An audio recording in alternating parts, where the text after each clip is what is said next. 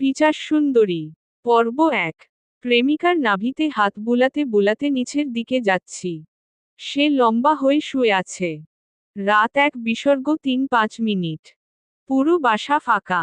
আব্বু আম্মু ঝগড়া বাঁধিয়েছিল গতকাল। আম্মু রাগ করে বাপের বাড়ি চলে যায়। আব্বু আজ সন্ধ্যা গেছে আম্মুকে আনতে। কিন্তু নানিরা আব্বুকে আজ রেখে দিয়েছে। কাল সকালে দুজনেই ফিরবে। পুরো বাড়িতে আমি একা। হঠাৎ দেখি তাজকিয়া, আমার প্রেমিকা, কলিং বেল বাজায়। তাকে ফোনে বলেছিলাম সব। কিন্তু সে যে বাড়িতে চলে আসবে, তাকে জানতো। আমিও বাধা দেইনি, কেন দিব? রস আজ চিবিয়ে খাবো। এখন রাত কয়টা বাজে, তা তো বললামই উপরে। প্রেমিকার নাভিতে হাত বুলাতে বুলাতে নিচের দিকে যাচ্ছি। ঘুটঘুটে অন্ধকার। কিন্তু চাঁদের আলোয় রোমান্টিক একটা দৃশ্য আমার রুমে ছড়িয়ে পড়ে। হাত নাভির ১ ইঞ্চি নিচে নিয়ে আমার নাকটা ওর পেটে নিলাম। মনমুগ্ধ হয়ে ঘ্রাণ নিচ্ছি ওর। সে আমার মাথা চেপে ধরে ওর পেটে। আমি নাভিতে চুম্বন একে দিচ্ছি। আহা, কি মধুময় অনুভূতি! হঠাৎ আকাশে মেঘের গর্জন শুনতে পেলাম। বৃষ্টি আসবে মনে হচ্ছে। দেখছি কি যেন না চাইতে কি জানি পেয়ে গেলাম। বৃষ্টির মধ্যে আমার রোমাঞ্চ আরো করা হতে যাচ্ছে। আপনি নিজেকে সামলিয়ে শুধু পড়ে যান। ঠান্ডা শীতল বাতাস জানালা বেয়ে আমার রুমে ছুটাছুটি করছে। আমি ঠান্ডার মাঝে গরম হওয়ার জন্য গেঞ্জি খুলে ফেলি। দুষ্টু মাইন্ড আপনার, বলার সাথে সাথেই কল্পনা করেন, হা হা হা। খালি গায়ে ওর উপর ঝাঁপিয়ে পড়ি। ওরও সব খুলে ফেলি। কোথায় কোথায় যে হাত নিচ্ছি, আপনি বুঝে নিন। কিন্তু এরকম কতক্ষণ? আমাকে এখন মূল পজিশনে যেতে হবে। অন্যান্য দাম্পত্যদের মতো আমরা একেবারে খালি দেহে চলে গেলাম। আমার খাট কেত কেত করছে। রুমেই যেন ঝড় শুরু হলো। মেতে উঠি দুজনেই এক অজানা সুখের শব্দে। এমন শব্দ আমেরিকান ওয়েবসাইটের ভিডিওতে শোনা যায়। আহহ! রাত ৪টা বেজে গেল। সেও ক্লান্ত, আর আমিও। তাজকিয়া মৃদু হেসে বলল, আমি যাই? কোথায় বাবু? ওয়াশরুমে। ফ্রেশ হয়ে আসো। আচ্ছা সোনা উম্মা। আমি বিছানায় শুয়ে আছি। তাজকিয়ার বের হবার অপেক্ষা করছি। সারারাত কি যুদ্ধটাই না করলাম। উফ, লাইফে এই মুহূর্তটাকে উপভোগ করা যে এত মজার হবে ভাবিনি।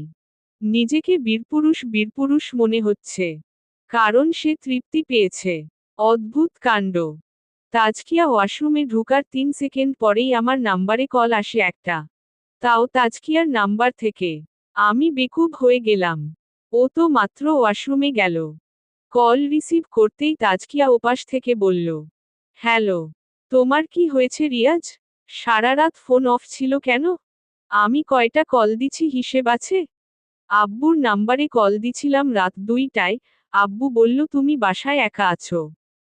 কিন্তু আমার কল কেন ধরলে না?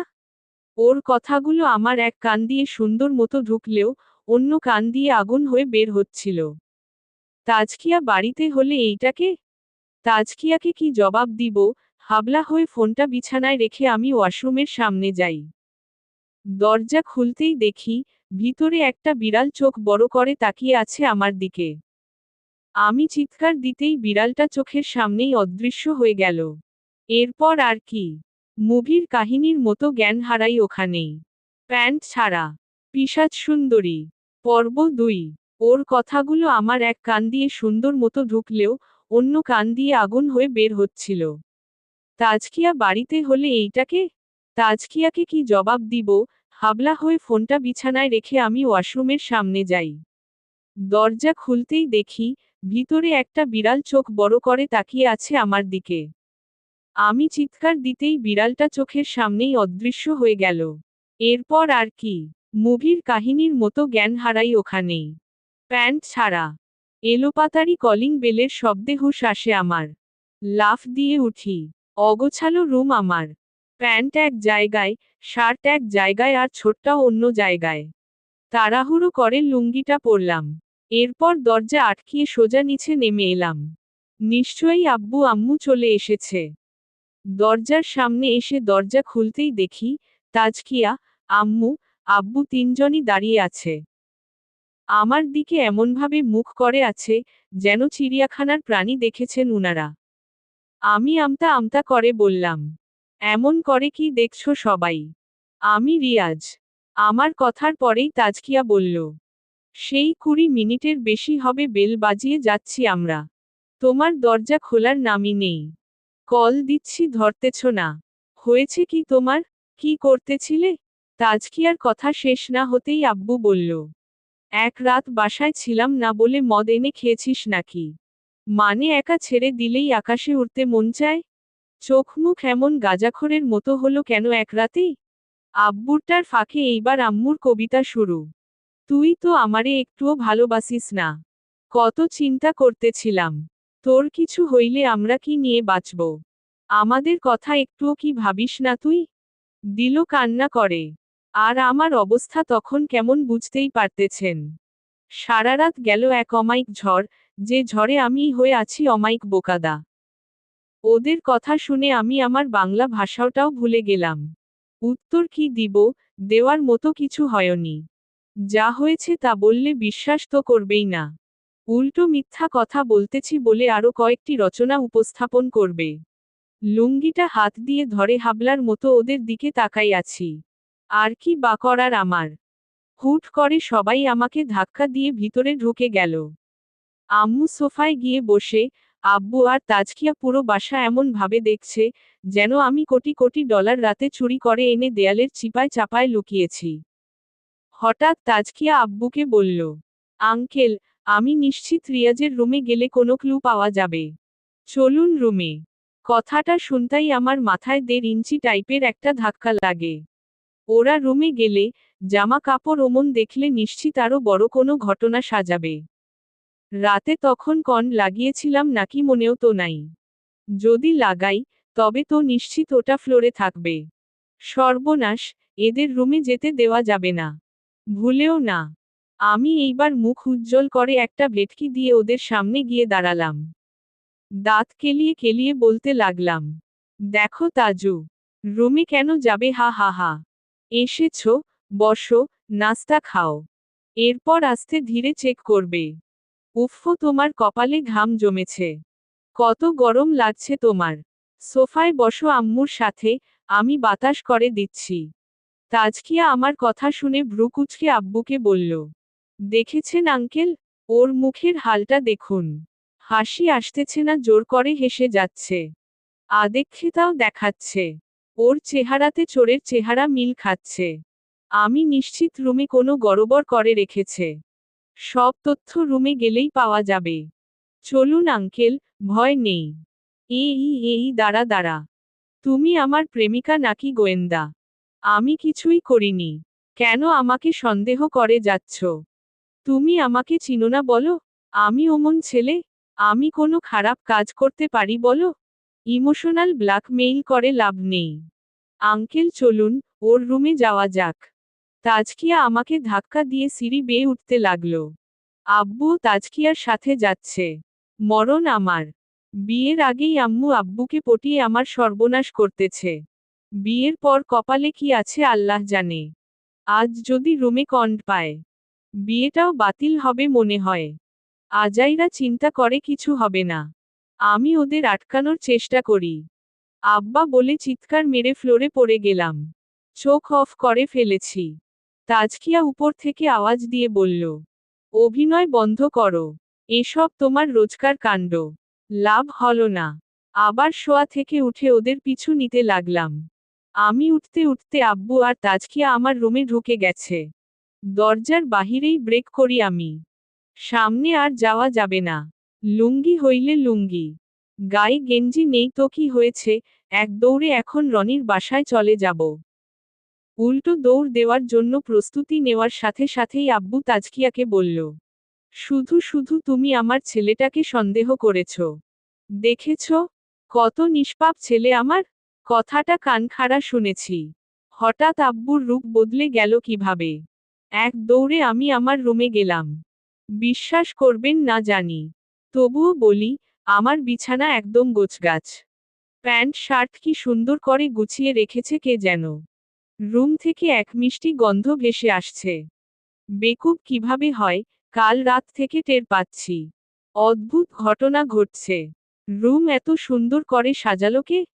আব্বু আর তাজকিয়া আমতা আমতা করে কি যেন বলতে চাচ্ছিল, আমি বুক ফুলিয়ে নাক বাঁকা করে বলা শুরু করি।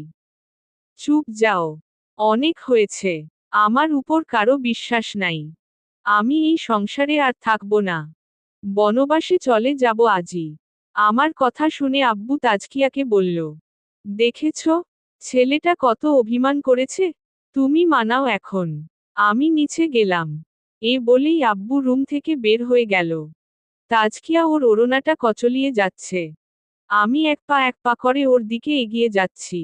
ও চোখ অফ করে ফেলেছে ভয়ে। আমি ওর পেটে হাত রেখে ঠেলতে ঠেলতে দেওয়ালের সাথে পিঠ লাগিয়ে দেই। এরপর আরেক হাত দিয়ে ওর ঘাড় ধরি। তাজকিয়া ভয়ে কাঁপাকাঁপি করছে। তখনই আমার কানে স্পষ্ট একটা শব্দ এল, ছাড় তুই। আমি লাফিয়ে উঠলাম। দেখি তাজকিয়ার চোখ মুখ লাল হয়ে আছে। মুখে রক্তের দাগ। দাঁত সব কালো হয়ে গেছে। চোখ দুটো সাদা হয়ে গেছে। হাতের নখ বড় বড় হয়ে গেছে। গলার চামড়াগুলো বুড়োদের মতো হয়ে গেছে। আর আমার গলা দিয়ে যে সাউন্ড বের হয়, সেটাও যেন সাইলেন্ট হয়ে গেছে। পিশাচ সুন্দরী। পর্ব ৩। আমি লাফিয়ে উঠলাম। দেখি তাজকিয়ার চোখ মুখ লাল হয়ে আছে। মুখে রক্তের দাগ। দাঁত সব কালো হয়ে গেছে। চোখ দুটো সাদা হয়ে গেছে। হাতের নখ বড় বড় হয়ে গেছে। গলার চামড়াগুলো বুড়োদের মতো হয়ে গেছে। আর আমার গলা দিয়ে যে সাউন্ড বের হয়, সেটাও যেন সাইলেন্ট হয়ে গেছে। আমার মাথা ঝিম ধরে যায়। পিছন সাইড থেকে ঝিম ঝিম করতে করতে চোখ সহ ঘোলা হতে থাকে। তাজকিয়ার এই রূপ আমি নিতে পারছি না। ভয় তো পাচ্ছি, সাথে অলৌকিক ঘটনা। আমার পুরো শরীর অবশ হতে থাকে। তাজকিয়া আমার দিকে ভয়ঙ্কর দৃষ্টিতে তাকিয়েই আছে। লোড নিতে না পারে আমি সেখানেই পড়ে যাই। ও মা! হা বাবা, আমি আছি তো। আমার বাম পাশে আম্মু, আর ডান পাশে আব্বু। বিছানায় শুয়ে আছি আমি। পায়ের দিকে তাজকিয়া বসে আছে। আমি তড়িঘড়ি করে আম্মুকে জড়িয়ে ধরে বললাম, মা, তাজকিয়া মানুষ নয়, ভূত। ঠাসশস। হ্যাঁ, ভুল কিছু আন্দাজ করেননি। চড়টা আমার গালেই পড়েছে।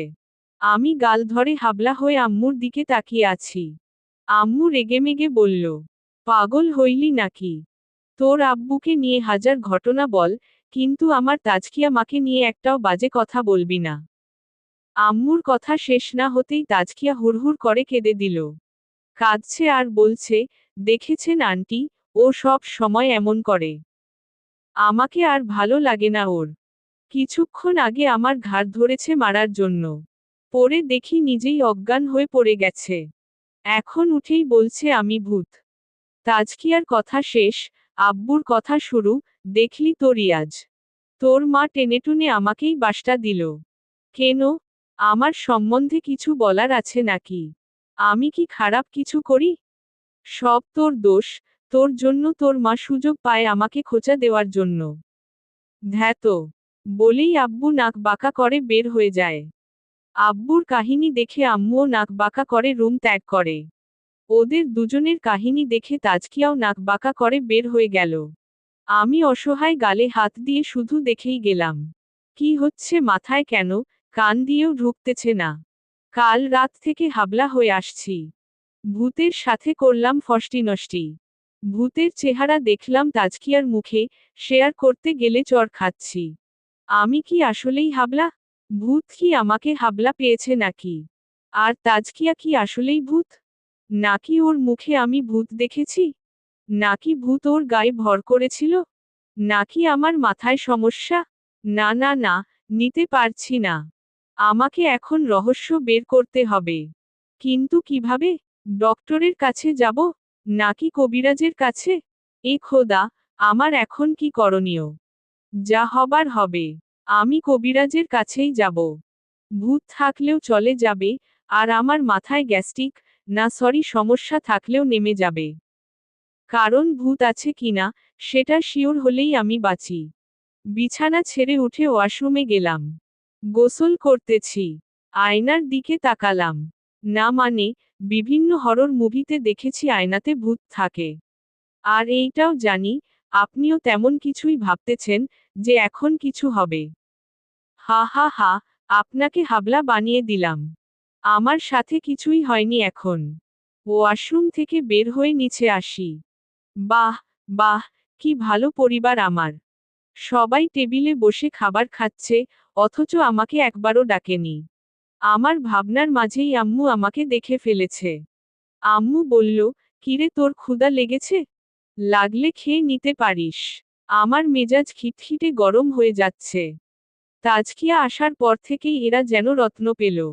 আমি যে তাদের ছেলে, এইটা কি ভুলে যাচ্ছে? যাই হোক, রেগে গেলেন তো হেরে গেলেন। কথাটা মাথায় এনে খাবার টেবিলে বসি। কিছু ভাত নিলাম প্লেটে, মাংসের বাটি নিতে যাব। তখনই আম্মু বাটিটা ধরে তাজকিয়ার প্লেটে ঢেলে দিল। এক টুকরো মাংসই ছিল। মাংস তো দিয়েছেই, আবার বলে উঠল, রিয়াজ না খেলে কিছু হবে না। কিন্তু তুমি বেশি বেশি খাও। সামনে তোমাদের বিয়ে দিব। পুরো মহল্লার লোক যেন বলে। আমার বাসার বউটা সবার থেকে সেরা। আমি কাণ্ড দেখছি আর নিত্য সময়ের মতো হাবলা হচ্ছি। সবাই সেরা বউটাই দেখল, এদিকে আমি যে সেরা বয়ফ্রেন্ড, তা কারো নজরেই লাগে না। দুনিয়া মাদারি হয়ে গেছে। যাই হোক, আলু ভর্তা আর ডাল দিয়ে খেয়ে নিলাম ভাত। তখনই মা বলল, ভাত তো খেয়েছিস পেট ভরে। এইবার থালাবাসন গুলা পরিষ্কার করে ফেল। তুমি আমারে পাইছো কি? বলেই চেয়ারটা লাথি মারলাম। সবাই আমার দিকে হা করে তাকাই আছে। আমি গরম গলায় আবার বললাম, মাংস সব ওরেই দিলা। কোনো রকম ডাল ভাত খেলাম, তাও সহ্য হচ্ছে না। বিয়ের আগেই মাথায় তুলে রাখতাছ তারে। ওয়ে তো তোমাদের জন্যই সাহস পাচ্ছে। সকাল থেকে তোমাদের কাণ্ড দেখে যাচ্ছি আমি। এদিকে আমার কি অবস্থা কেউ খেয়াল করেই দেখছে না। আমি কি মানুষ না? কড়া বাসায় কথাগুলা বলার পর আম্মু বলল, আমরা কেউ ভয় পাইনি। এ বলেই সবাই আবার খাওয়া শুরু করল।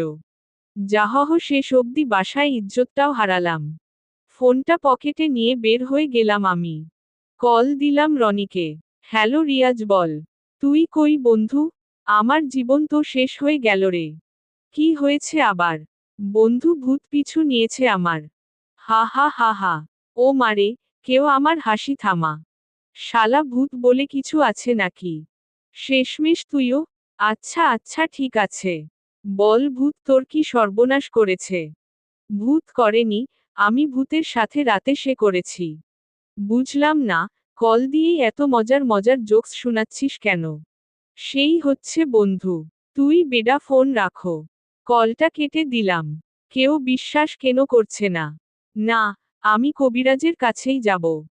আমার বাসা থেকে মাত্র 1.5 কিলো দূরে একটা কবিরাজের দোকান আছে। সব সময় আসা যাওয়ায় চোখে পড়ে। উনার কাছে গিয়ে দেখি, যদি পাই কোনো সহযোগিতা। একটা রিকশা নিয়ে রওনা দিলাম কবিরাজের কাছে। প্রায় 20 মিনিট পর উনার দোকানের সামনে পৌঁছাই। রিকশা ভাড়া দিয়ে দোকানে প্রবেশ করি। তখনই কবিরাজ মন্টু মিয়া বলল, দাঁড়া। আমি সেখানেই দাঁড়িয়ে গেলাম।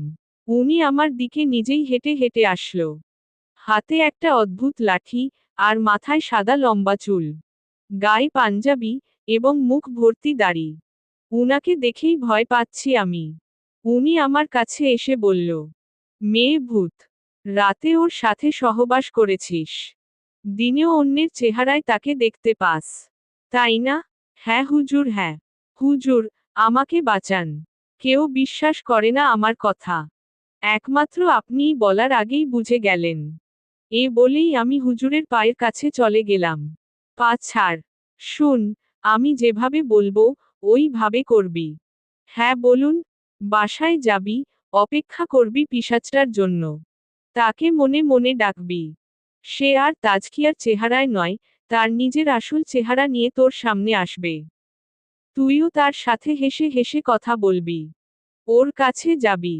কোনোভাবে ওর মাথা থেকে একটা চুল ছিঁড়ে তোর পকেটে রাখবি। কাজ হয়ে যাবে। চুলটা আমার কাছে আগামীকাল নিয়ে আসবি। আমি পিশাচকে বন্দি করে ফেলব। হুজুর, যদি বলে আবার উল্টাপাল্টা কিছু করার জন্য? তো করবি। তাকে কোনোভাবে রাগানো যাবে না। হ্যাঁ তা ঠিক। অবশ্যই আমার ভালোই লেগেছে গতকাল। এসব বললে হবে না। পিশাচটা কিন্তু অনেক শক্তিশালী। ওর মায় পড়িস না।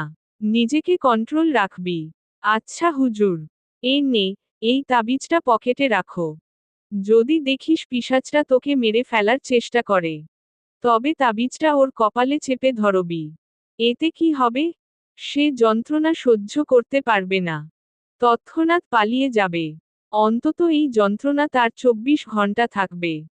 24 ঘন্টার মধ্যে সে তোর কাছেও আসতে পারবে না। ততক্ষণে আমি একটা সমাধান দিব। তবে সে তোকে মারতে চাইলে তুই তাবিজ ব্যবহার করবি। আর যদি দেখিস সে ভালো আচরণ করছে, তবে ওর চুল একটা নেওয়ার চেষ্টা করবি। আচ্ছা, তুই তাহলে যা এখন। আজ রাত 12টার পরেই তাকে স্মরণ করবি। মন্টু হুজুরকে বিদায় দিয়ে বের হয়ে এলাম। যাক, অবশেষে একটা উপায় পাওয়া গেল। বাসায় এসে দেখি তাজকিয়া নেই। অর্থাৎ চলে গেছে। আব্বু অফিসে, আর আম্মু টিভিতে সিরিয়াল দেখছে। আমার দিকে আম্মু তাকিয়েই নাক বাঁকা করে আবার টিভিতে মন দিল। আমিও পাছা বাঁকা করে রুমে চলে এলাম। সারাদিন অপেক্ষা করার পর সন্ধ্যা ঘনিয়ে এসেছে। তাজকিয়ার কল আসে ফোনে। আমি রিসিভ করতেই তাজকিয়া বলল, কি করো? কি করব? বাড়িতে তো আমার ইজ্জত ডুবিয়ে গেলে। ঠিকই তো, তুমি উল্টাপাল্টা কাজ কেন করো? কি করেছি আমি? তোর গায়ে ভূত ভর করেছিল। তুই তো সেটা জানস না, আমি নিজের চোখে দেখেছিলাম। এ ব্যাপারেই একটা কথা ছিল। কি কথা? তুমি যখন জ্ঞান হারিয়েছ, তখন তোমার বাম পাশের ফ্লোরে একটা পায়ের চাপ দেখি আমি। যেটা হেঁটে হেঁটে জানালা অবধি গিয়ে উধাও হয়ে যায়। আমি শুধু পায়ের চাপ দেখতে পাচ্ছিলাম। অন্য কোনো কিছু দেখিনি। এইবার দেখলা তো, ওটা ভূত ছিল। কিন্তু আমাকে আগে বলনি কেন? আমার ভয় করতেছিল। যাক, আমার লক্ষ্মীসোনাটা যে সত্যটা জেনেছে, এইটাই বেশি। আচ্ছা শোনো, কাল বাসায় আইসো। তোমাকে একটা ঘটনা বলবো। কিসের ঘটনা? বাড়িতে এলেই বলবো। আচ্ছা বাবা, আসবো। খেয়েছো? এরপর ওর সাথে প্রেমালাপ শুরু করি। বকবক করতে করতে রাত 10টা বেজে যায়। খাওয়া দাওয়া শেষ করে উঠতে উঠতে 11টা বাজে। বারান্দায় দাঁড়িয়ে একটা সিগারেট ধরালাম। 11:30 বেজে গেছে প্রায়। 12টা বাজবে এখন। আমি মিশনে যাই। রুমে গিয়ে বিছানায় বসি। মনে মনে ভূতটাকে কল্পনা করতে লাগলাম। ধীরে ধীরে আবহাওয়া পরিবর্তন হচ্ছে। রুমটা কেমন যেন ঠান্ডা হয়ে আসছে। আমি চোখ খুলে তাকাই। দেখি জানালা দিয়ে একটা সাদা ধোঁয়া আমার রুমে প্রবেশ করল। আমার হাঁটু কাঁপছে। ভয়ে ভয়ে তাকিয়ে আছি। দেখলাম, সাদা আলোটা ফ্লোরের উপর এসে দাঁড়িয়ে যায়। হঠাৎ সেখান থেকে একটা মেয়ে ভাসমান হয়। আমি মেয়েটার পিছন থেকে দেখছি। উল্টো দিকে মুখ করে দাঁড়িয়ে আছে সে। চুলগুলো পুরো ফ্লোর অবধি নেমেছে। পিছন থেকে চুল ছাড়া আমি মেয়েটার কিছুই দেখতে পাচ্ছি না। মেয়েটা ধীরে ধীরে পিছু ফিরতে লাগলো। আমি শুধু ভাবছি ওর মুখটা কতটা ভয়ঙ্কর হতে পারে। মেয়েটা ঘুরে অবশেষে তার মুখ দেখালো আমাকে। পিশাচ সুন্দরী। পর্ব 4। আমি মেয়েটার পিছন থেকে দেখছি। উল্টো দিকে মুখ করে দাঁড়িয়ে আছে সে। চুলগুলো পুরো ফ্লোর অবধি নেমেছে। পিছন থেকে চুল ছাড়া আমি মেয়েটার কিছুই দেখতে পাচ্ছি না। মেয়েটা ধীরে ধীরে পিছু ফিরতে লাগলো। আমি শুধু ভাবছি ওর মুখটা কতটা ভয়ঙ্কর হতে পারে। মেয়েটা ঘুরে অবশেষে তার মুখ দেখালো আমাকে। আমার জীবনে আমি এরকম একটা সুন্দর মেয়েকে দেখিনি। আমি বিশ্বাস করতে পারছি না, এইটা কোনো পিশাচ। ওর মায়াভরা টানটান চোখ, চোখের চারপাশে কালো ঘাড় কাজল মনমুগ্ধ করার মতো। ওর চুল, সত্যিই অবিশ্বাস্য। এত সুন্দর ঘনকালো চুল কখনো দেখিনি। সামান্য বাতাসেও চুলগুলো এমন ভাবে হেলছে, যেন বাতাস ছাড়াই চুলগুলো উড়াউড়ি করে বেড়াচ্ছে। ওর ঠোঁটের প্রশংসা করার মতো নয়। কারণ এই ঠোঁটের ব্যাখ্যা করার মতো শব্দ তৈরি করতে আমাকে আরও 7 বার জন্ম নিতে হবে। আর ওর ফিগার, সেটা আর আমি বলছি না। আপনিই বুঝে নিন। কারণ এমন ফিগার নিয়ে কেউ সোশ্যাল মিডিয়ার সামনে এলে আমি নিশ্চিত এই মেয়েকেই বিশ্ব সুন্দরী বলে গণ্য করা হবে। আমি হারিয়ে গেছি ওর রূপের দরিয়ায়। আমি ডুবে গেছি তার আখিধারে। আমি ভেসে গেছি তার নাভিতলে। হঠাৎ আমার কল্পনাকে নাড়া দিয়ে পিশাচরা বলল, আমাকে কেমন লাগছে? আমি ওর প্রশ্নের উত্তর ভেবে দেইনি। অটোমেটিক আমার মুখ থেকে বের হতে লাগলো, তুমি সেই নারী যার রূপে হেসে প্রাণ দিবে হাজার পুরুষ। তুমি সেই নারী যার একটি শব্দে যুদ্ধে মেতে উঠবে কোটি যুবক। তোমার তুলনা হয় না, তোমার তুলনা তুমি নিজেই। আমি তোমাকে স্পর্শ না করেও, দেখে দেখে কাটিয়ে দিতে পারবো আজীবন। সত্যি, তোমার তুলনা হয় না। আমার কথায় সে মুচকি হাসল। হেসে তার চুলগুলো একটা ঝাড়া দিল, সাথে সাথে পুরো রুমে একটা মায়াবী সুগন্ধি ছড়িয়ে পড়ে। এর চুলের মাঝে এমন কি আছে, যা একজন সুস্থ ব্যক্তিকেও মাতাল করে দিতে পারে? তার প্রেমে মাতাল। সম্মানিত পাঠক শ্রোতা, এতক্ষণ রিয়াজের মুখে শুনলেন পুরো ঘটনা। চলুন এইবার আমি লেখক মশাই আপনাদের বাকি ঘটনা বলি। কারণ ক্যারেক্টর সবগুলোই এখন ব্যস্ত। শুধুমাত্র আমি আছি ঘটনা বলার জন্য। চলুন শুরু করি। রিয়াজ পিশাচকে দেখে এক প্রকার বশ হয়ে যায়। পিশাচ তার আসল রূপ দেখিয়ে এক মুহূর্তে ঘায়েল করে দেয় রিয়াজের হাজারো বিভ্রান্তি। পিশাচরা ধীরে ধীরে রিয়াজের দিকে এগিয়ে আসে। রিয়াজ মুগ্ধ হয়ে এক দৃষ্টিতে তাকিয়ে আছে পিশাচের দিকে। পিশাচরা রিয়াজের বিছানায় শুধু একটা পা তুলে দেয়। রিয়াজ সাথে সাথে মাথা নিচু করে পিশাচটার পায়ে চুম্বন দিতে শুরু করে। কুকুরের মতো আচরণ করে যাচ্ছে সে। পিশাচরা যখন রিয়াজের মাথায় হাত রাখে, রিয়াজ তাড়াহুড়ো করে গেঞ্জি আর প্যান্ট খুলে বিছানায় শুয়ে পড়ে। পিশাচও চট করে তার গায়ের শাড়িটা ফেলে দেয়। রিয়াজ আরও বেশি মুগ্ধ হয়ে যাচ্ছে। এক পর্যায়ে পিশাচ তার সব কাপড় খুলে ফেলে দেয়। কিছুক্ষণ পর পিশাচটা ধীরে ধীরে রিয়াজের কোমরের উপর বসে। তারপর রিয়াজের গলায় হাত দিয়ে পিশাচটা রিয়াজকে চুমু দিতে লাগল। রিয়াজ নিজের দুই হাত তুলে সোজা পিশাচের স্তনে স্পর্শ করে বসে। এইভাবে কিছুক্ষণ যাওয়ার পর পিশাচরা রিয়াজের গোপন অঙ্গ তার মাঝে বিলিয়ে দেয়। চাঁদটা ডুবে গেছে, রুমটা ঘুটঘুটে অন্ধকার। কিন্তু তার মাঝে মিলন চলছে একটা পিশাচ ও মানুষের। সকাল 8টা। ভোর করে উঠলেও, তাজকিয়া বাসায় রিয়াজের জন্য পিঠা বানাতে বসে। যেগুলো বানাতে বানাতে 8টা বেজে গেল।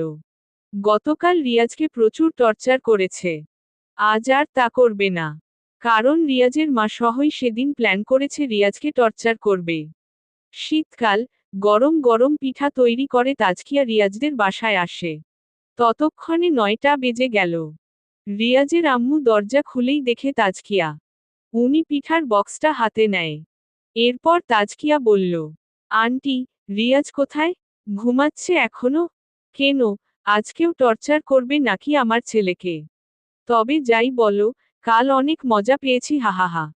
না, আজকে আর জ্বালাবো না। কাল প্রচুর বিরক্ত হয়েছে। তাও ঠিক। আচ্ছা যাও, উপরের ঘরে আছে। ঘুমাচ্ছে এখনো। পিটিয়ে তুলবা ঠিক আছে? Okay aunty. তাজকিয়া নাচতে নাচতে রিয়াজের রুমের দিকে যায়। দরজার সামনে গিয়ে ধাক্কা দিতেই দরজা খুলে গেল। মনে মনে তাজকিয়া অবাক হয়। রিয়াজ তো দরজা লক করা ছাড়া ঘুমায় না কখনো। যাই হোক, ভুলে গেছে হয়তো ভেবে তাজকিয়া রুমে ঢুকে। প্রচণ্ড রকমের একটা বিশ্রী গন্ধ পায় তাজকিয়া। প্রায় বমি করার মতো।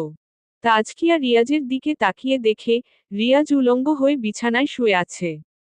তাও আবার হাত পা ছড়িয়ে দিয়ে। তাজকিয়া হুট করে আবার পিছনে এসে দরজা বন্ধ করে দেয়। বেকুব হয়ে যায় তাজকিয়া। রিয়াজ এমনভাবে শুয়ে আছে কেন? তাজকিয়া দৌড়ে রিয়াজের কাছে যায়। রিয়াজের পাশে বসে। এরপর গাল ধরে রিয়াজকে ডাকাডাকি শুরু করে। রিয়াজ গভীর ঘুমে ঘুমিয়ে আছে। ডাকাডাকির কারণে হুট করে রিয়াজ লাফিয়ে উঠে। দেখে তাজকিয়া বসে আছে পাশে। রিয়াজ আচমকা রেগে গিয়ে তাজকিয়াকে জোরে একটা চড় মারে। তৎক্ষণাৎ তাজকিয়া বিছানা থেকে ফ্লোরে পড়ে যায়। ঠোঁট ফেটে রক্ত বের হচ্ছে তাজকিয়ার। রিয়াজ উলঙ্গ অবস্থায় বিছানা থেকে নেমে প্যান্ট পরে নেয়। তাজকিয়ার দিকে তাকাচ্ছেও না। তাজকিয়া ফ্লোর থেকে উঠে কান্না করতে করতে আবার রিয়াজের কাছে গিয়ে বলল, কি হয়েছে তোমার সোনা? এমন করতেছ কেন? রিয়াজ এইবার তাজকিয়াকে এমন জোরে এক ধমক দেয়। তাজকিয়া নিমিষেই ভয়ে জমে বরফ হয়ে যায়। এদিকে রিয়াজের বাবা মা দৌড়ে আসে। বাহির থেকে দরজা পেটাচ্ছে ওরা। তাজকিয়া দৌড়ে দরজা খুলতে যাবে, তখনই রিয়াজ তাজকিয়ার চুলের মুঠি ধরে জোরে ফ্লোরে আছাড় মেরে দেয়। পিশাচ সুন্দরী। পর্ব ৫। এদিকে রিয়াজের বাবা মা দৌড়ে আসে। বাহির থেকে দরজা পেটাচ্ছে ওরা। তাজকিয়া দৌড়ে দরজা খুলতে যাবে, তখনই রিয়াজ তাজকিয়ার চুলের মুঠি ধরে জোরে ফ্লোরে আছাড় মেরে দেয়। ফ্লোরে সজোরে আছাড় খাওয়ায় তাজকিয়ার মাথা কিছুটা ফেটে যায়। রক্ত বের হয়ে ফ্লোর যেন ভেসে যাচ্ছে। অন্যদিকে রিয়াজের মা বাবা বাহির থেকে দরজা পিটিয়েই যাচ্ছে। রিয়াজ দরজার কাছে গিয়ে দরজাটা খুলে দিল। রিয়াজের মা বাবা তাজকিয়াকে রক্তাক্ত অবস্থায় ফ্লোরে দেখে অবাক হয়ে যায়। রিয়াজের মুখে যেন কাল বৈশাখীর ঝড় দেখা যাচ্ছে। পুরা মুখ রাগে কালো হয়ে আছে। রিয়াজের মা দৌড়ে তাজকিয়ার কাছে আসে। এদিকে রিয়াজ গ্যাঞ্জিটা হাতে নিয়ে পড়ে নেয়। এরপর রুম থেকে বের হয়ে যায়। রিয়াজের বাবা তাজকিয়াকে কোলে নিয়ে বের হয়ে আসছে। রিয়াজের মা রিয়াজের এমন আচরণ দেখে অবাকই হচ্ছে। তাজকিয়া বেহুশ হয়ে যায়। হসপিটালে নেওয়ার জন্য সবাই তাড়াহুড়ো করলেও রিয়াজ নিচে এসে সোফায় বসে টিভি অন করে দেয়। অদ্ভুত সব কাণ্ড রিয়াজের মায়ের সহ্য হয়নি। তাজকিয়াকে নিয়ে রিয়াজের বাবা বাসা থেকে বের হয়ে গেছে। পাশের গলিতেই হসপিটাল আছে। এদিকে রিয়াজের মা রিয়াজকে বলে উঠল, তুই কি পাগল হয়ে গেছিস? কি হয়েছে তো? তাজকিয়াকে এমনভাবে মারলি কেন? বের হয়ে যা আমার বাসা থেকে। রিয়াজের মা কথাটা শেষ না করতেই রিয়াজ হাতে থাকা রিমোট ছুঁড়ে মারে ওর মায়ের দিকে। কপাল ফেটে যায় উনারও। রিয়াজের মা ব্যথার থেকে বেশি কষ্ট পাচ্ছে। রিয়াজ শেষমেশ ওর মাকে আঘাত করল। এইটাও সহ্য হয়নি উনার। উনি আর কিছু না বলে সোজা বের হয়ে যায়। রওনা দেয় হসপিটালের দিকে। তাজকিয়াকে আগে সুস্থ করতে হবে। ঘটনা এমন এক পর্যায়ে দাঁড়িয়েছে, যেখানে রিয়াজ না করছে কাউকে পরোয়া, আর না পাচ্ছে ভয়। ওর মাঝে কি সেই পিশাচ অবস্থান করছে, নাকি আলাদা কোনো মায়া চালিয়ে দিচ্ছে? রিয়াজ এখন আর নিজের কন্ট্রোলে নেই। কিন্তু প্রশ্ন এক জায়গায়, পিশাচটা এমন কেন করছে? রিয়াজকেই বা কেন? রহস্য। প্রতিটি স্টেপে রহস্য হেলছে, যার সমাধান কারো জানা নেই। কারো না। এদিকে তাজকিয়ার জ্ঞান ফিরে। ডক্টর ব্যান্ডেজ করে দেয় তাজকিয়াকে, সাথে রিয়াজের মাকেও। ভয়ে ওরা আর নিজেদের বাড়ি ফিরেনি। তিনজন মিলেই চলে যায় তাজকিয়াদের বাসায়। তাজকিয়ার বাসায় এ নিয়ে সমালোচনাও শুরু হয়। কারণ তাজকিয়া আগেই বুঝতে পেরেছে অলৌকিক কোনো শক্তির হাত আছে। আজকের ঘটনার পর নিশ্চিত হয় সে। এখন আর কারো বিশ্বাস করতে কষ্ট হচ্ছে না। সবাই বুঝে গেছে রিয়াজের শরীরে ভূত প্রবেশ করেছে। চিন্তিত পুরো পরিবার। তাজকিয়ার মা বাবা আর রিয়াজের মা বাবা দুই পরিবারই হতাশ। এর সমাধান কি? তখনই রিয়াজের বাবা হোসেন সাহেব বলে উঠল, সামনেই তো মন্টু কবিরাজের দোকান আছে। আমরা কি উনার কাছে যাব? হয়তো কোনো সমাধান উনিই দিবেন। হোসেন সাহেবের কথায় সবাই সম্মতি জানালো। সাথে সাথেই সবাই বের হয়ে যায়। রিয়াজের বাসা থেকে মন্টু কবিরাজের দোকান 1.5 কিলো হলেও তাজকিয়ার বাসা থেকে মাত্র 6 মিনিট লাগে। রাস্তায় নেমে পড়ে পুরো পরিবার। সবার চোখে কান্নার ভাব। কেউ কাঁদছে কষ্টে, কেউ কাঁদছে ভয়ে। কারণ রিয়াজের কিছু হলে দুই পরিবারই ভেঙে যাবে। আর এই পরিবার আজ থেকে নয়, গত 9 বছর যাবৎ মিলেমিশে আছে। সম্পর্ক শক্ত করার জন্যেই তাজকিয়ার সাথে রিয়াজের বিয়ে ঠিক করেন। কিন্তু এরই মাঝে নেমে এলো এক ধমকা হাওয়া, যা উড়িয়ে নিয়ে যাচ্ছে সকল খুশির সাম্রাজ্য। মন্টু কবিরাজের দোকানের সামনে আসার পর সবাই দেখতে পায় প্রায় 200 মানুষ সিরিয়াল ধরে আছে। এত কাস্টমার তো কখনো হয় না। আবার খেয়াল করলে দেখা যায়, কারো হাতে ব্যান্ডেজ, কারো পায়ে, আবার কারো মাথায়। সবার চোখে অশ্রুপাত। মনে হচ্ছে একই সমস্যায় সবাই পড়েছে। হোসেন সাহেব একজনকে এর কারণ জিজ্ঞেস করল। উনি কাঁদতে কাঁদতে বলল, সাহেব, আমগো বহুত বিপদ হইয়া গেছে। আমার পোলায় আমারে মাইরা দেহেন মাথা ফাডাই দিছে। আমার মাইয়ারে ছুরি দিয়া কোপাইয়া খুন কইরা ফেলছে। আমার বউরে লাথি মাইরা ফালাই দিছে। আমার পোলায় বহুত ভালা। ওর গায়ে ভূত রুইকা গেছে। এখন কবিরাজের কাছে আইলাম। কিন্তু কবিরাজ সকাল 8টায় সবাইরে কইল হে নাকি একটা তাবিজ বানাইতাছে। সবাইরে সিরিয়াল ধরতে কইল। বেইন্না তো আমরা 16 জন আছিলাম। এরপর একই সমস্যা লইয়া বাকিরাও আইল। লোকটা কথাগুলো বলে নিজের কপালে নিজেই থাপ্পড় দিতে থাকে আর কান্না শুরু করে। উনার কথা শুনে সবাই কান্না থামাতে পারেনি। সবার চোখে পানি। কিন্তু কি করার, একই পথের পথিক সবাই। কবিরাজ মন্টুর অপেক্ষায় সিরিয়াল ধরে সবাই। বিকেল ঘনাঘন হয়ে গেল। অথচ মন্টু কবিরাজের কোনো ডাক আসেনি। অবশেষে রিয়াজের বাবা কিছুটা ক্ষিপ্ত হয়ে যায়। উনি সিরিয়াল থেকে বের হয়ে দোকানের দিকে হাঁটা শুরু করে। সবাই চিল্লাচিল্লি করছে, কারো কথায় কান দেয়নি উনি। সোজা গিয়ে মন্টু কবিরাজের দোকানের দরজায় সজোরে লাথি মারে। আর দরজা ভেঙ্গে পড়ে যায় নিচে। এরপর যা দেখল, তা সবার জন্য একটা বর্ষর ধাক্কা হয়ে প্রকাশ পায়। কবিরাজ মন্টুর মাথা আলাদা, পা আলাদা, হাত আলাদা হয়ে আছে। যেন কেউ কুচি কুচি করে উনাকে কেটে ফেলে গেছে। উনার এই অবস্থা দেখে দোকানের সামনে আবার কান্নার আওয়াজ উঠে। শেষ যে উছিলা ছিল, সেটাও হারালো সবাই। কিন্তু লক্ষ্য করার মতো একটা বিষয় হচ্ছে, রক্ত দিয়ে মাটিতে লেখা ছিল 07 বিসর্গ 00। অর্থাৎ 7টার সময়টাকে ইঙ্গিত করে কিছু একটা বলা হয়েছে। সবাই আবার আরও একটি আতঙ্কে দিকবিদিক হয়ে গেল। এই 7টা কবেকার, আজ সন্ধ্যা 7টা? নাকি কাল সকালের?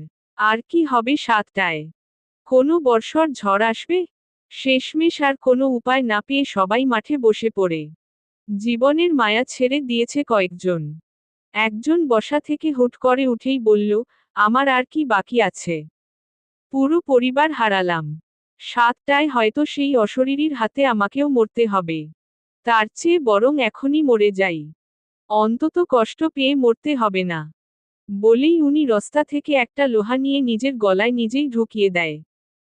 চিৎচিৎ করে রক্ত উড়ে পড়ে কয়েকজনের মুখে। সবাই চিল্লাচিল্লি করে উনাকে থামাতে চেয়েছে, কিন্তু তার আগেই মারা যান উনি। তার এই কাণ্ড দেখে আরও দুজন দৌড়ে গিয়ে দেওয়ালের সাথে নিজের মাথা নিজে পিটানো শুরু করে। দুয়েকটা মারার পরই মাথার খুলি ফেটে মগজ বের হয়ে আসে। মারা যান তারাও। এইবার সবাই আরও আতঙ্কিত হয়ে গেল। হুট করে আবার কে উঠে নিজেকে নিজেই মেরে ফেলবে। সবার ভাবনার মাঝে এইবার রিয়াজের বাবাও দাঁড়িয়ে যায়। এ বুঝি আরেকজন মরতে যাচ্ছে। কিন্তু রিয়াজের বাবা তা না করে সবার উদ্দেশ্যে বলল, দেখুন সবাই, এখানে আমরা কেউই নিরাপদ নয়। সবাই বিপদগ্রস্ত হয়ে আছে। কিন্তু টপিক একটাই।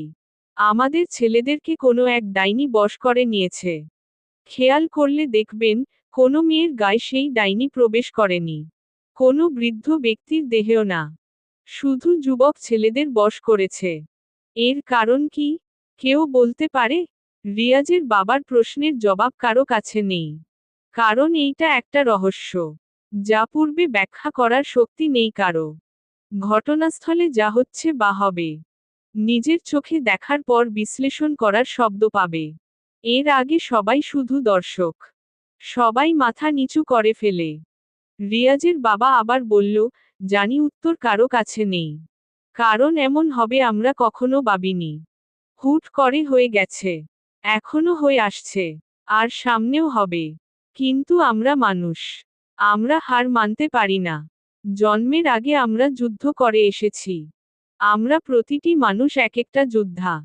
হার কেন মানব আমরা? কে পুরুষ, কে মহিলা সেটা ভাবার সময় নেই। আমরা যোদ্ধা, আমরা লড়াই করে যাব। নিজের জন্য, নিজেদের ছেলের জন্য। রিয়াজের বাবার কথায় সবাই হাততালি দেয়। সবাই একত্রিত হয়ে এক কণ্ঠে আওয়াজ তুলল, লড়বো, লড়বো, লড়বো। একটা স্লোগান। কিন্তু স্লোগানটা শুধুই স্লোগান নয়, সবার মনে এক একটা বিন্দু পরিমাণের শক্তি। রিয়াজের বাবা আবার বললেন, থামুন সবাই। সবাই বুঝতে পেরেছেন এইটাই বেশি। এখানে অনেক পুলিশও আছে। তারাও বিপদগ্রস্ত। অর্থাৎ এখন আমাদের হাতে একটাই পথ খোলা আছে। এই এলাকা থেকে কেউ পালাতে পারছে না।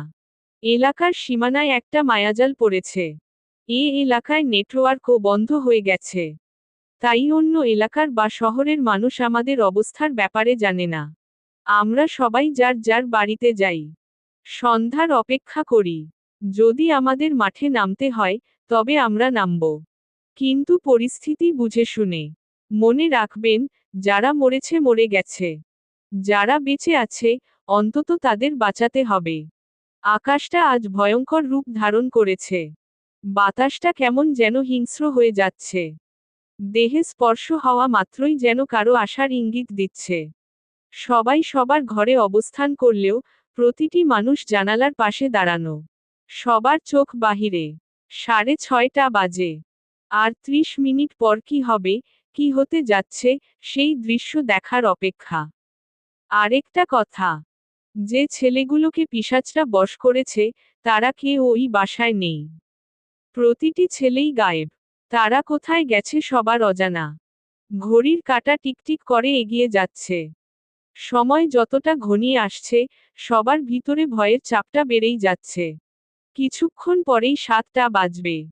কি হবে, কি হবে ভেবে সবাই হতাশ। 7টা বেজে গেছে। সবাই বাহিরে তাকিয়ে আছে। কোনো সাড়া শব্দ নেই। বুক ধুকধুক করছে সবার। কিছুই হয়নি, সবাই নির্বাক হয়ে গেল।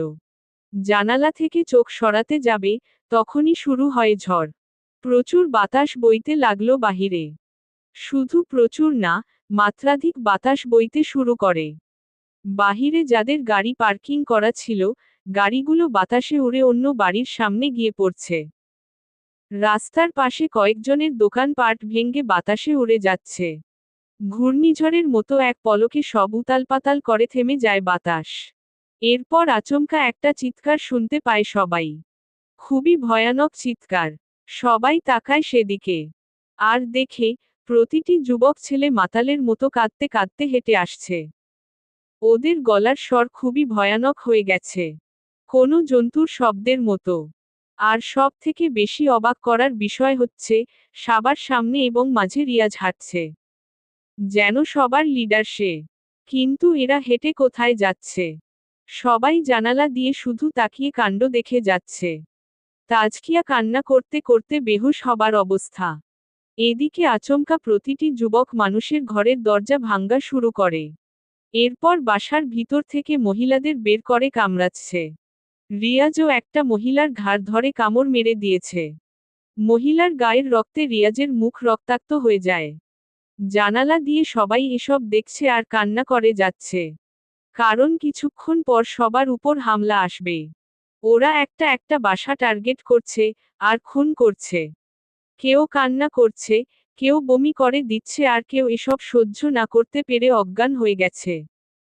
রিয়াজের বাবা জানালা দিয়ে চিৎকার মেরে বলল, সবাই বের হও। যুদ্ধের সময় এসে গেছে।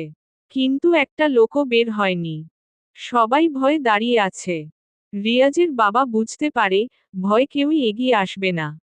কিন্তু থেকেও বা লাভ কি, যেহেতু মরতেই হবে। রিয়াজের বাবা একটা ধারালো তলোয়ার নিয়ে বাসা থেকে বের হয়ে যাচ্ছে। পরিবারের সবাই আটকাতে চাচ্ছে, কিন্তু কে শুনে কার কথা।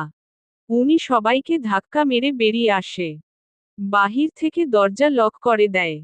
তখনই ঘটে আরেকটা ঘটনা। আচমকা সবার মাঝখান থেকে বেরিয়ে আসে সেই পিশাচ। সাদা চোখ, কালো দাঁত, দেহের গঠন প্রায় 10 ফুট। ভয়ঙ্কর কুৎসিত চেহারা নিয়ে পিশাচটা হাসতে শুরু করে। যুবকরাও পিশাচের হাসির শব্দে থেমে যায়। পিশাচটা এমন ভাবে হাসছে, তার হাসির শব্দে আরও অনেকে অজ্ঞান হয়ে যায়। কারণ এইটা সাধারণ হাসির শব্দ নয়। অনেক, অনেক, অনেক ভয়ঙ্কর হাসি। আর তখনই নতুন আরেকটা ঘটনার সম্মুখীন হয় সবাই। রিয়াজ আচমকা শার্টের ভিতর থেকে একটা ছুরি বের করে। এরপর দৌড়ে সেই পিশাচের দিকে গিয়ে লাফ মেরে তার গলায় ঢুকিয়ে দেয়। সিনটা এমনভাবে হয়ে গেল, প্রতিটি মানুষ থ হয়ে যায়। রিয়াজের বাবাও তলোয়ার হাতে নিয়ে দাঁড়িয়ে যায়। এইটা কি হয়ে গেল? রিয়াজ এইভাবে পলটি কেন নিল? কিন্তু এদিকে পিশাচরা ছুরির আঘাত সহ্য করতে পারেনি। সবাই দূর থেকে খেয়াল করে যাচ্ছে, রিয়াজের হাতের ছুরিটাও সাধারণ কোনো ছুরি নয়। ছুরিটা প্রচুর আলো ছড়াচ্ছে। আর ছুরির মাঝে অজানা কিছু অক্ষরে কি যেন লেখা আছে। এ ছুরি রিয়াজ পেয়েছে কোথায়, আর সে পিশাচকে কেন মারল? পিশাচরাও হঠাৎ চিৎকার দিতে লাগল। নিজের নখ দিয়ে রিয়াজের পেটে জোরে আছড় মারে। নখের আঘাতে শার্ট ছিঁড়ে যায়। ভিতরে চামড়াও অনেক কেটে গেছে। 23 ডিগবাজি খেয়ে রিয়াজ অনেক দূরে ছিটকে পড়ে। ছুরিটা রিয়াজের হাতেই। এদিকে পিশাচরা চেঁচাতে চেঁচাতে হুট করে ফেটে যায়। নিমিষেই ধোঁয়ার রূপে উড়ে যায় পিশাচ। মরে যায় সে। তবে ঘটনা এখানেই শেষ নয়। ছুরিটা ভেঙে গেছে। রিয়াজ যখন ডিগবাজি খাচ্ছিল, তখন ছুরির উপর আঘাত পড়ে। এদিকে অন্য যে যুবকরা, তারা সবাই ক্ষিপ্ত হয়ে যায়। সবাই দাঁত বের করে রিয়াজের দিকে তেড়ে আসতে লাগল। রিয়াজ বসা থেকে উঠে দাঁড়ায়। ছেঁড়া শার্টটা রাস্তায় ফেলে দিয়ে সেও এগিয়ে যায়। তখনই রিয়াজের পিছন থেকে অন্য আরেকজন দৌড়ে এসে রিয়াজকে ঝাপটে ধরে। আর সে রিয়াজকে নিয়েই আকাশে উড়ে চলে যায়। বসে থাকা যুবকরা আকাশের দিকে তাকিয়ে ভয়ঙ্কর গর্জন ছাড়ছে। রিয়াজের বাবাও উল্টো দৌড়ে বাসায় ঢুকে যায়। বাসায় ঢুকার পর রিয়াজের মা দৌড়ে আসে। উনি এসেই রিয়াজের আব্বুকে বলতে লাগল, রিয়াজকে নিয়ে আকাশে উড়ে যাওয়া ব্যক্তি অন্য কেউ নয়। সে আমাদের তাজকিয়া। মানে? হ্যাঁ, তাজকিয়া হঠাৎ জানালা ভেঙে বাতাসের গতিতে ছুটে যার, আর এক পলকেই রিয়াজকে নিয়ে উড়ে চলে গেল। আমি বুঝতেছি না কি হচ্ছে এসব। এক মুহূর্তেই সব এদিক সেদিকে হয়ে গেল। রিয়াজ তো বসে ছিল, তবে হঠাৎ সে পিশাচকে কেন আক্রমণ করল? এমন শক্তি পেয়েছে কোথায় সে? আর রিয়াজও বা সেই ছুরি কোথায় পেল, যেটা দিয়ে আক্রমণ করেছে সে? পিশাচরা তো মরে গেল, তবে বাকি যুবকরা কেন এখনো হিংস্র হয়ে আছে? তারা তো পিশাচের মৃত্যুর পর ঠিক হবার কথা। তবে কি এখানে আরো কেউ আছে? মূল শয়তান পিশাচ না? অর্থাৎ অন্য কেউ সবাইকে পরিচালনা করতেছে? হঠাৎ তাজকিয়ারও বা এই রূপ দেখা গেল কেন? তাজকিয়ার ভিতর এমন শক্তি এসেছে কোথা থেকে? নাকি পূর্বের কোনো ঘটনা সংমিশ্রণ আছে এসবে? এখন কি বা হতে যাচ্ছে? কি হবে? ঘটনা কি শেষ, নাকি মাত্র শুরু? রহস্য, রহস্যের মায়াজালে সবই আটকে গেছে। সব রহস্য উদ্ঘাটন হবে আগামী পর্বে। পিশাচ সুন্দরী পর্ব 06ও শেষ। তাজকিয়ার ভিতর এমন শক্তি এসেছে কোথা থেকে? নাকি পূর্বের কোনো ঘটনা সংমিশ্রণ আছে এসবে? এখন কি বা হতে যাচ্ছে? কি হবে? ঘটনা কি শেষ, নাকি মাত্র শুরু? রহস্য, রহস্যের মায়াজালে সবই আটকে গেছে। সব রহস্য উদ্ঘাটন হবে কি? যুবক ছেলেগুলো চিৎকার দিয়ে যাচ্ছে ভয়ঙ্কর ভাবে। আবার আসে একটা ধমকা বাতাস। শুরু হয় আবার ঝড়। বাতাসের গতি মাত্রাধিক। সবাই আবার জানালায় চোখ রাখতেই দেখে, একটা যুবকও রাস্তায় নেই। বাতাস আবার ঠান্ডা হয়ে গেল। এ যেন স্বপ্নের মতো এক সময়। যে যার ঘরে শান্ত নেই। সবাই আতঙ্কিত হয়ে আছে। রিয়াজের মা বাবা সহ তাজকিয়ার মা বাবা আরো বেশি চিন্তায়। রিয়াজ আর তাজকিয়ার হঠাৎ রূপ বদলে গেল কিভাবে? জানালার পাশে বসে বসেই রাতটা পার করে দেয় সবাই। সারা রাত কারো চোখে বিন্দু পরিমাণের ঘুম নেই। সকালের সূর্যাস্ত উকি দেওয়ার পর আবার সবাই যে যার বাসা থেকে বের হয়। ধীরে ধীরে সেই মাঠে সবাই আবার একত্রিত হয়। হোসেন সাহেব সবার উদ্দেশ্যে বলে উঠলেন, এ ছিল আপনাদের স্লোগান। একটা মানুষও বের হয়নি কাল। আমরা এমন কেন? ভাগ্যিস আমার ছেলে আর ছেলের বউ পুরো সিনটা বদলে দিয়েছে।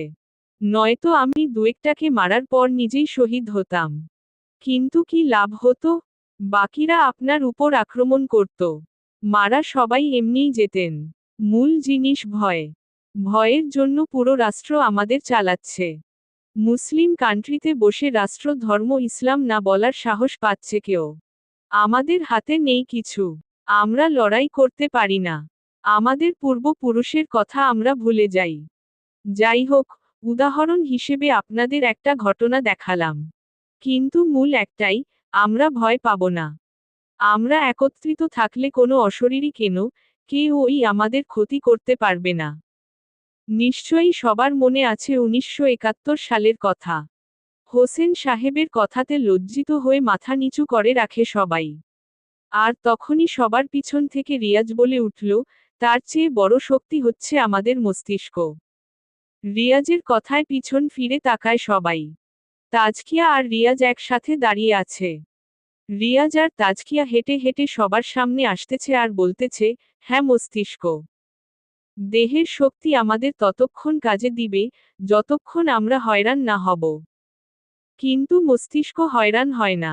যে কোনো মুহূর্তে যে কোনো সময় তাকে জাগ্রত করা যায়। কথাগুলো বলতে বলতে দুজনেই সবার সামনে এলো। হোসেন সাহেব, তাজকিয়া আর রিয়াজ সবার সামনে দাঁড়িয়ে আছে। রিয়াজ আবার বলল, সমস্যা কখনো একা আসে না। সমাধান একটা থাকেই, যা আমরা দেখি না বা চোখে পড়ে না। কিন্তু ততক্ষণ আমাদের সমাধানের পিছু ছুটতে হবে, যতক্ষণ আমরা তা না খুঁজে পাব। আজ আমি আপনাদের পুরো ঘটনা বলবো। কে এই অশরীরী, কি তার পরিচয়, কেন সে আক্রমণ করেছে আর যুবকদেরই বা কেন? সবাই আগ্রহ নিয়ে রিয়াজের কথায় মন দেয়। সারারাত কারো ঘুম নেই। কিন্তু ঘটনা শোনার জন্য চোখ বড় করে তাকিয়ে আছে সবাই। রিয়াজ শুরু করে সেই রাতের ঘটনা থেকে। সেদিন রাতে পিশাচরা আমার কাছেও আসে। আমাকেও যৌনমিলনে লিপ্ত হতে হয়েছে। কিন্তু কোনো কিছুই আমার ইচ্ছেকৃত না। যে গন্ধ পেয়ে সবাই বমি করে দিবে, সেই গন্ধটা আমার কাছে পৃথিবীর শ্রেষ্ঠ সুগন্ধ মনে হচ্ছিল। কারণ আমি বশীভূত ছিলাম। পরের দিন সকালে যখন আমার মোটামুটি জ্ঞান ফিরে, তাও অতি ভোরে, তখন আমি চিন্তা করতে লাগলাম সব কিছু। যে আমি তো এমন নয়।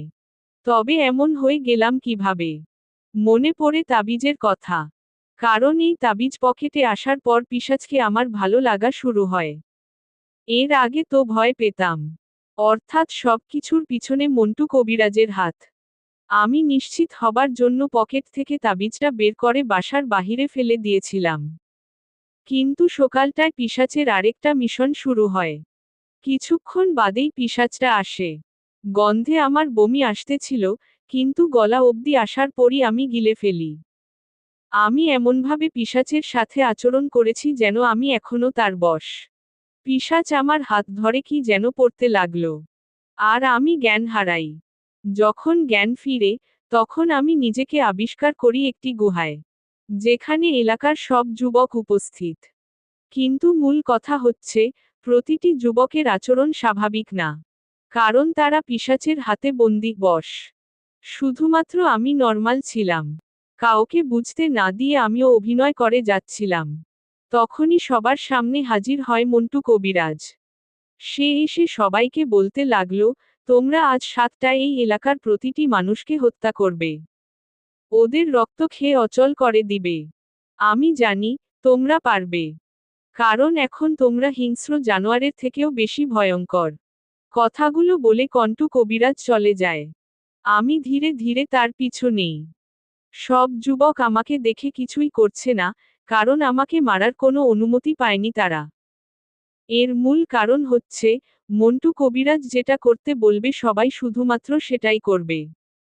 আমি তার পিছু নিয়ে দেখি, এই গুহা থেকে অন্য গুহায় প্রবেশের রাস্তা আছে।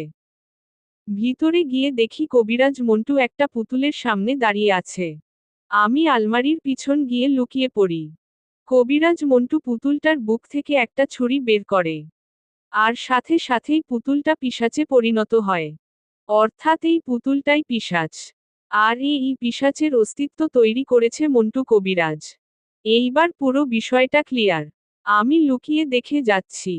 কবিরাজ মন্টু পিশাচকে জাগ্রত করার পর পিশাচটা কবিরাজকে বলল, হুকুম করুন মালিক। আমি বিশ্বাস করতে পারছি না আমার জাদুবিদ্যা এতটা সফলতা পাবে। তোরও কোনো ভয় নেই, এই ছুরি ছাড়া তোকে কেউ হত্যা করতে পারবে না। অর্থাৎ তুই অমর। আর আমি তো হবই। এখন শুন, আমি নিজের জাদু দিয়ে নিজেকে খণ্ড খণ্ড করব। যাতে বাহিরের লোকেরা ভাবে আমি মরে গেছি। সন্ধ্যা তোর কাজ আছে।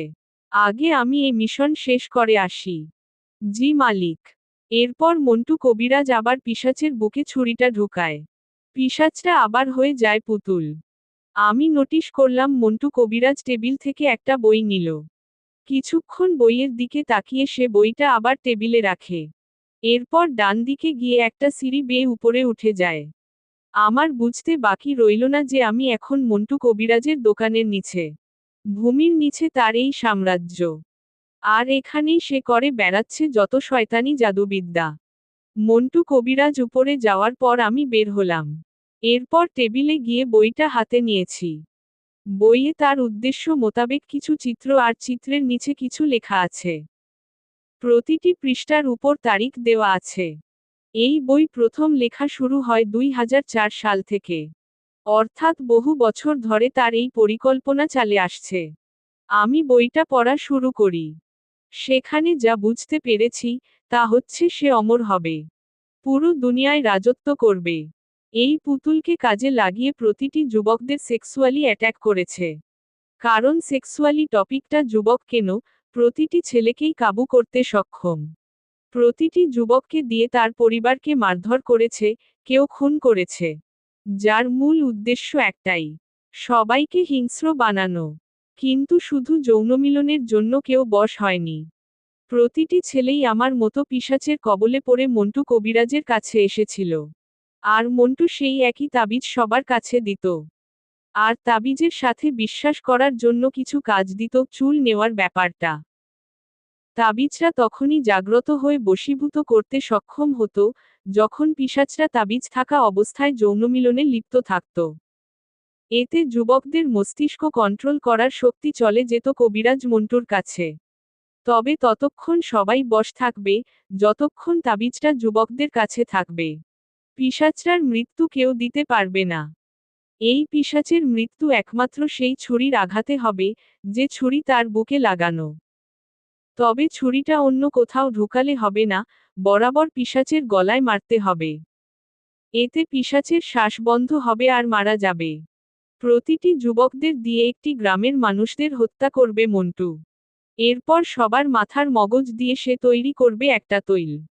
যে তৈল পান করলে 3000 বছর বেঁচে থাকবে যে কেউ, এবং সে পুরো যুবক যুবতী হয়ে যাবে। 3000 বছর পর আবার সেই তৈল পান করলে সে আরও 3000 বছর বাঁচবে। কিন্তু কখনো বুড়ো হবে না। আমি বইটা অতটুকু অবধি পড়ার পরেই উপর থেকে কারণ আমার শব্দ পাই। শেষে লেখা ছিল কি কি কারণে মন্টু শক্তি অর্জন করতে ব্যর্থ হবে। অর্থাৎ তাকে আটকানোর উপায়টা জানার আগেই আমাকে লুকাতে হয়। মন্টু নিচে এসে একটা বাটি হাতে নেয়। যে বাটির মধ্যে সে হাতের ইশারায় যা করবে, তা এলাকাতে হবে। অর্থাৎ কাল সন্ধ্যা যে ঝড় হয়েছিল, সেই ঝড় মন্টু তুলেছে। ওখানেই বসেই, তাও হাতের ইশারায়। পুরো এলাকাটা সে বাটির উপর কন্ট্রোল করে যাচ্ছিল। আমি কি করব ভেবে পাচ্ছিলাম না। ধরা তো খাওয়া যাবে না।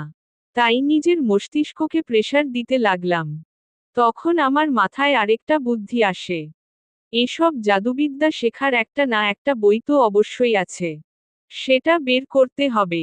মন্টু বাটি হাতে নিয়ে ধ্যানে বসে যায়।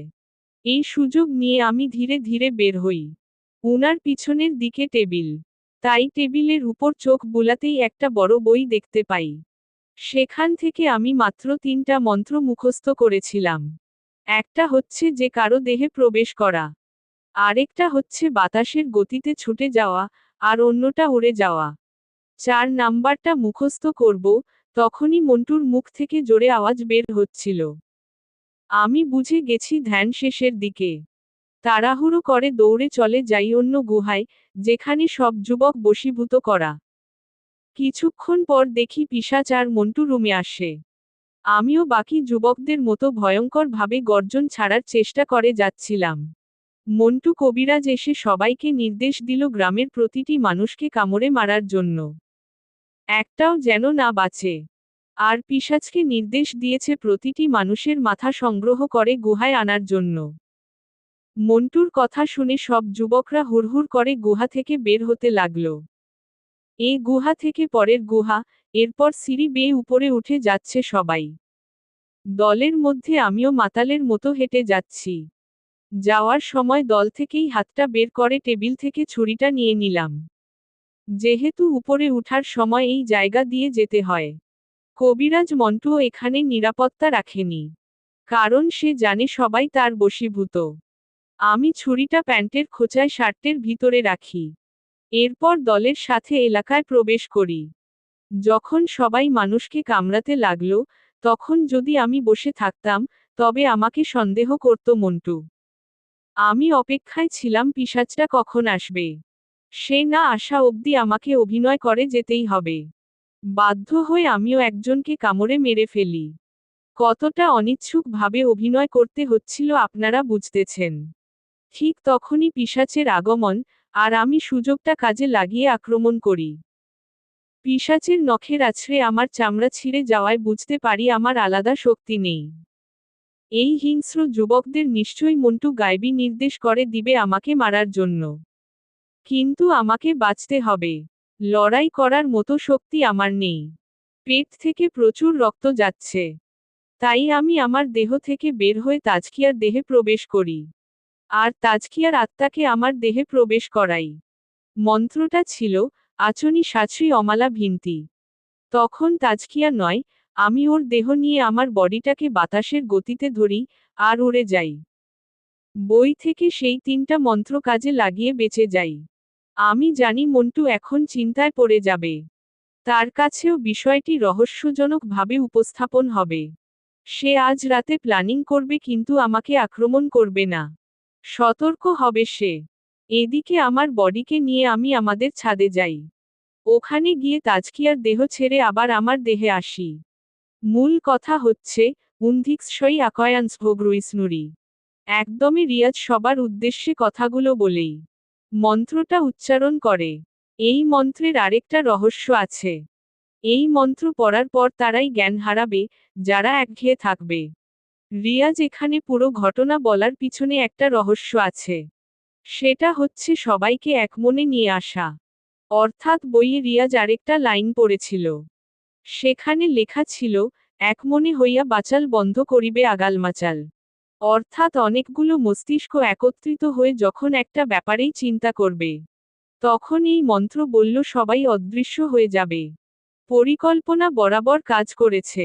এরা শুধু অদৃশ্য হয়নি, নিজেদের গানও হারিয়েছে। ততক্ষণ এরা এইভাবে অদৃশ্য হয়েই দাঁড়িয়ে থাকবে, যতক্ষণ রিয়াজ আবার মন্ত্রটা না উচ্চারণ করবে। তবে শুধুমাত্র রিয়াজের উচ্চারণেই কাজ হবে। কারণ রিয়াজের উচ্চারণেই এরা অদৃশ্য হয়েছে। এখন এখানের সবাই অদৃশ্য, শুধু রিয়াজ ছাড়া। রিয়াজের এবারের মিশন মন্টু কবিরাজকে শেষ করা, আর যুবকদের উদ্ধার করা। কিন্তু কিভাবে? কবিরাজ মন্টুর নিশ্চয়ই অনেক শক্তি। রিয়াজ মাত্র 4টা মন্ত্র জানে। কিন্তু মন্ত্র আর শক্তি বড় কথা নয়, মস্তিষ্ক হল মূল। নিজের উপর বিশ্বাস রেখে রিয়াজ রওনা করে সেই গুহায়। মন্ত্রের সাহায্যে বাতাসের গতিতে রিয়াজ গুহায় চলে আসে। এসে দেখে মন্টু টেবিলের সামনেই দাঁড়িয়ে আছে। আর পিছনে বসে আছে সকল যুবক। রিয়াজকে দেখেই মন্টু বলল, আমি তোকে আর তোর পরিবারকে ছেড়ে দিব। চলে যা। আমিও তোকে খুন করব না। বন্ধ করে দে সব। এইটা আমার 17 বছরের সাধনা। কিভাবে বন্ধ করি? আর এতে হাজার মানুষের প্রাণ যাবে, হাজার মায়ের বুক খালি হবে, দুনিয়াতে শয়তানের রাজ চলবে, মনুষ্যত্ব মরে যাবে, আমি কিভাবে ছেড়ে দেই? তুই আমার রাগ তুলছিস। তুই মরার জন্য অন্যায় করছিস। হা হা হা, আমাকে কে মারবে? তুই? হা হা হা। দেখ তো, যে 3টা মন্ত্র শিখেছিস ওগুলো কাজ করে কিনা? রিয়াজ কিছুটা অবাক হয়। মন্ত্র উচ্চারণ করেই দৌড় দিতে চাইল, কিন্তু সাধারণ হয়েই দৌড় দিচ্ছিল। বাতাসের গতিতে যেতে পারছে না। অর্থাৎ মন্টু কবিরাজ শক্তি নষ্ট করে দিয়েছে। মন্টু হাসতে হাসতে আবার বলল, তুই কি ভেবেছিস? আমার তৈরি করা মন্ত্র দিয়ে আমাকেই মারবি? দেখ এইবার তোর মৃত্যু কিভাবে হয়। তখনই সব যুবক ভয়ঙ্কর গর্জন ছেড়ে রিয়াজের দিকে এগিয়ে আসতে লাগল। রিয়াজ দৌড়ে গুহার পাশ থেকে মন্টুর লাঠিটা হাতে নেয়। একজন উড়ে রিয়াজের দিকে আসা মাত্রই রিয়াজ তাকে সজোরে আঘাত করে। আর সে উড়ে পড়ে অন্য জায়গায়। রিয়াজ লাঠি দিয়ে কয়েকজনকে আঘাত করার পর হঠাৎ আরেকটা এসে রিয়াজের ঘাড়ে কামড় বসায়। রিয়াজ পড়ে যায় নিচে। রিয়াজের উপর একটা একটা করে সবাই ঝাঁপিয়ে পড়ে কামড়াতে শুরু করে সবাই রিয়াজকে। রিয়াজ যন্ত্রণায় জোরে এক চিৎকার দেয়। কিন্তু লাভ হয়নি, ওরা হিংস্র প্রাণীর মতো রিয়াজকে কামড়াচ্ছে।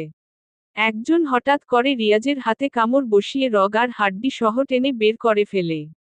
রক্ত বের হয়ে ভেসে যায়। রিয়াজ একসাথে এতজনের কামড় খেয়ে নিস্তেজ হয়ে গেল। রিয়াজের পেটে কিছু নেই। পেটের ঝুলি সহ বের করে ফেলেছে কামড়ে। ওরা রিয়াজের পেটে হাত ঢুকিয়ে মাংস টেনে টেনে বের করে খাচ্ছে।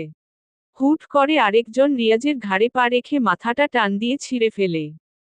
শরীর থেকে হয়ে যায় মাথা আলাদা। মাথাটাকে দুজন মিলে খেতে লাগলো।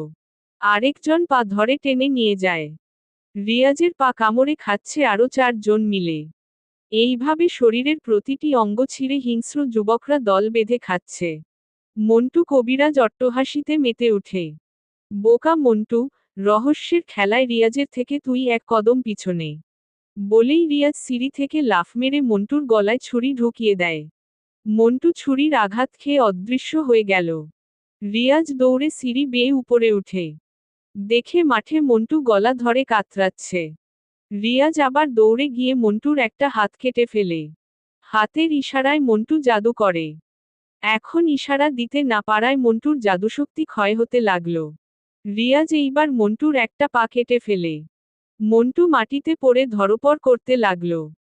রিয়াজ মন্টুর বুকের কাছে গিয়ে বলল, অশুভর প্রতীক শুভ শক্তির পায়ের কাছেই এলো শেষমেশ। এখন আমি তোকে এত সহজে মারব না। যাদের কলিজায় আঘাত দিয়েছিস, তাদের হাতেই মরবি তুই। চোখ বন্ধ করে রিয়াজ উচ্চারণ করল, উন্ধিক্সই আকয়ান্সভোগ্রুইসনুরি। সাথে সাথেই মাঠে থাকা অদৃশ্য সব মানুষ ঠিক হয়ে যায়। রিয়াজ তলোয়ার হাতে নিয়ে দাঁড়ায়। এরপর সবার উদ্দেশ্যে বলল, কেউ তো নিজের ছেলেকে হারালেন, কেউ নিজের স্ত্রীকে হারালেন, কেউ হারিয়েছেন মাত্র 2-3 বছরের বাচ্চাকে, কেউ হারিয়েছেন নাতিদের, কেউ হারিয়েছেন নিজের মেয়েকে। আপনাদের বুক খালি করে সেই আপন ব্যক্তিদের কেড়ে নিয়েছে এই শয়তান। রিয়াজের কথায় চোখ লাল হয়ে গেছে সবার। টলমল করে পানি ঝরছে সবার চোখ থেকে, প্রতিশোধের আগুন জ্বলে উঠে সবার। রিয়াজ আবার চিৎকার দিয়ে বলল, প্রতিটি মানুষকে খুন তো করেছেই, তাও ভয়ানক কষ্টের মৃত্যু। তারা তো মরেই গেছে। আপনারা কি প্রতিশোধ নিবেন না? সবাই এক স্বরে চিৎকার মেরে বলল, এই শয়তানের যন্ত্রণাদায়ক শাস্তি চাই আমরা। রিয়াজ সাথে সাথেই বলল, তো দাঁড়িয়ে আছেন কেন, পাথর ছুঁড়তে থাকুন এই শয়তানের দেহে। যন্ত্রণাদায়ক মৃত্যু দিন। বলেই রিয়াজ সরে যায়। সবাই পাথর নিয়ে যার যত শক্তি আছে নিক্ষেপ করতে লাগল। পাথরের আঘাত পেতে পেতে, যন্ত্রণায় কাতরাতে কাতরাতে মৃত্যু বরণ করে মন্টু কবিরাজ। 13 দিন পর।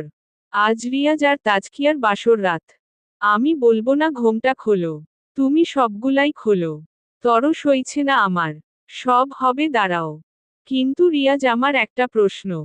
বাসর রাতে আবার কিসের প্রশ্ন? আচ্ছা করো। সেই শয়তানটা যখন হিংস্র যুবক দিয়ে তোমার দেহ ছিঁড়ে খাওয়াচ্ছিল, তখন তুমি সিঁড়ি থেকে এলে কিভাবে? অমা, তুমি কিভাবে জানো এইটা? তোমার রিয়াজ রাজ অফিশিয়াল নামক পেজ থেকে পড়েছি। ঘটনাটা তো তুমি ওখানে লিখে পোস্ট করেছ। এইবার বলো কিভাবে? তুমি আমার লেখাও পড়ো? আচ্ছা বলছি, সেদিন আমি জানি মন্টু আমার শক্তি কেড়ে নিবেই। কারণ মন্ত্রগুলো তো ওর নিজের বানানো। তাছাড়া আমার থেকে তার শক্তি বেশি। মস্তিষ্ককে কাজে লাগাতেই হবে। তাই আমি গুহায় নামার আগে উপরে একটা লাশের গায়ে আমার শক্তি দিয়ে ফেলি। লাশকে হুবহু আমার চেহারার মতো বানিয়ে ফেলি। শুধু আত্মা নয়, চেহারাও বদলে যায় এই মন্ত্রে, তবে যদি আমি চাই। সিম্পল। সেই লাশকে গুহায় প্রবেশ করাই। লাশটা তখন আমার কন্ট্রোলে। ওর ভিতর আত্মা আমার, কিন্তু দেহ আমার না। মন্টু শক্তি কেড়ে নিলেও আমি আসল রূপ ফিরে পাব না। অর্থাৎ সেই লাশের গায়েই আমার আত্মা আটকে যাবে। কিন্তু বোকা মন্টু যখন আমার দ্বিতীয় দেহটাকে হিংস্র যুবকদের দিয়ে খাওয়াচ্ছিল, তখন বডিটা নিস্তেজ হয়ে যায়, আর আত্মা অটোমেটিক আমার গায়ে চলে আসে। সেই সুযোগ কাজে লাগিয়ে আমি আবার গেলাম। আর চোখের পলকে সিন পাল্টে দিলাম। যদি সে দেহটাকে না মারত, তবে আমার আত্মা সেখানেই আটকে যেত। আমি আর আমার আসল দেহ পেতাম না। এত বড় রিস্ক নিতেই হতো। অন্য পথ তো ছিল না। কিন্তু তুমি এত কিছু জেনেছ কিভাবে? পাগলি, গল্পে বলেছি 4টা মন্ত্র মুখস্থ করেছি। কিন্তু আমি মূলত যে যে মন্ত্র পড়েছি, সবগুলোর ব্যবহার করে নিয়েছি। মাঠে লোকদের সামনে এত কথা বলার সময় কই? আর লোকদের অদৃশ্য করেছিলে কেন? তুমি কি আজ প্রশ্নই করে যাবে? এদিকে ইঁদুর নাড়াচাড়া করতেছে আমার। এইটাই লাস্ট, বলো না। রহস্য। ধুরুর বলো না। রহস্য, সবই রহস্য। বুঝেছি। আসো কাছে। তোমার এখন ইঁদুর শান্ত করতেই হবে। সমাপ্ত।